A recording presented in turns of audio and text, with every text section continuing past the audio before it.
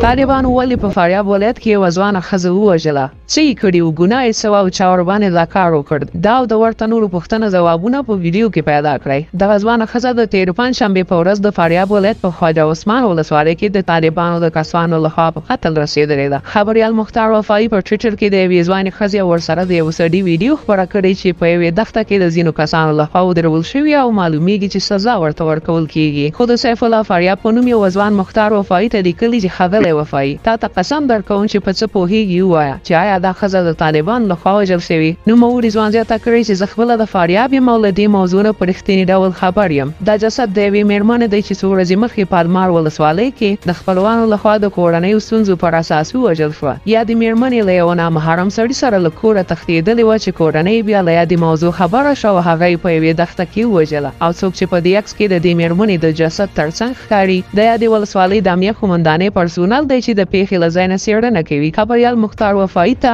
د هغه په ټویټ باندې ګڼو کسانو توند ځوابونه لیکلي دي او دا یو بې بنسټه خبره او په طالبانو باندې د تور لګول یاد کړي دي. ډېرو کسانو د سیف الله فاریاب خبر سم ګڼي او وایي یا د مېرمنه د خپلې کورنۍ د خوا وژل شوي او طالبان په دې پیښه کې لاس نه لري. د یادونې وړ ده چې د طالبانو په راتګ سره په ګڼو ولایتونو کې د طالبانو لخوا صحرایي محاکمې ترسره شوې دي. خو د طالبانو مشرانو په دې کار توندې نیوکې کړې دي او مسؤلو کسانو ته یې د صحرایي محاکمو د نه ترسره کولو امر کړی دی.